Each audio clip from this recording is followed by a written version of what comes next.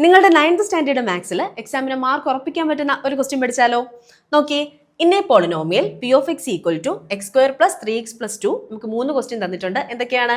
P of 0 കണ്ടുപിടിക്കണം, P of 1 കണ്ടുപിടിക്കണം, and finally P of 1 plus P of -1 divided by P of 0യും കണ്ടുപിടിക്കണം.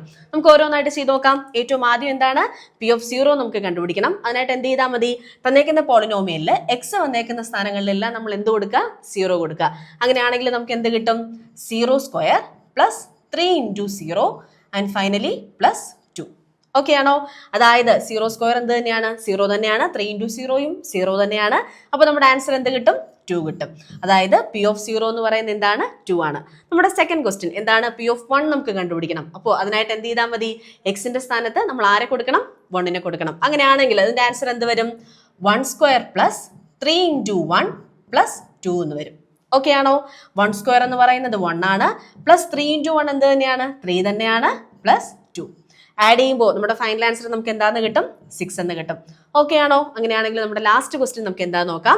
ഇവിടെ നമുക്ക് പി ഓഫ് 1ന്റെ വാല്യൂ നമുക്ക് ഓൾറെഡി കിട്ടിയിട്ടുണ്ട്. പി ഓഫ് 0യുടെ വാല്യൂ നമുക്ക് ഓൾറെഡി കിട്ടിയിട്ടുണ്ട്. ഇനി ഇതിൽ നമുക്ക് എന്തുകൂടെ കണ്ടുപിടിക്കാനായിട്ടുള്ളൂ? പി ഓഫ് -1 കൂടെ കണ്ടുപിടിക്കാനായിട്ടുള്ളൂ. പി ഓഫ് -1 എന്ത് വരും? പി ഓഫ് -1 ഈക്വൽ ടു എക്സിന്റെ സ്ഥാനത്തിന് ആരെ കൊടുക്കണം? -1നെ കൊടുക്കണം. അതായത് -1² പ്ലസ് 3 × -1 പ്ലസ് 2 കൊടുക്കണം. ഓക്കെ ആണോ? അതായത് -1ന്റെ സ്ക്വയർ എന്താണ്? 1 തന്നെയാണ്. പ്ലസ് 3 × -1 ചെയ്യുമ്പോൾ നമുക്ക് എന്ത് കിട്ടും? -3 കിട്ടും. പ്ലസ് 2. ഓക്കെ ആണോ? 1 + 2 എന്ന് പറയുന്നത് 3 ആണ്. 3 - 3 ഈക്വൽ ടു നമ്മുടെ ആൻസർ എന്ത് കിട്ടും? 0 ആണെന്ന് കിട്ടും. അപ്പോൾ ഇനി നമുക്ക് ഇതിൽ അപ്ലൈ ചെയ്ത് കൊടുക്കാം.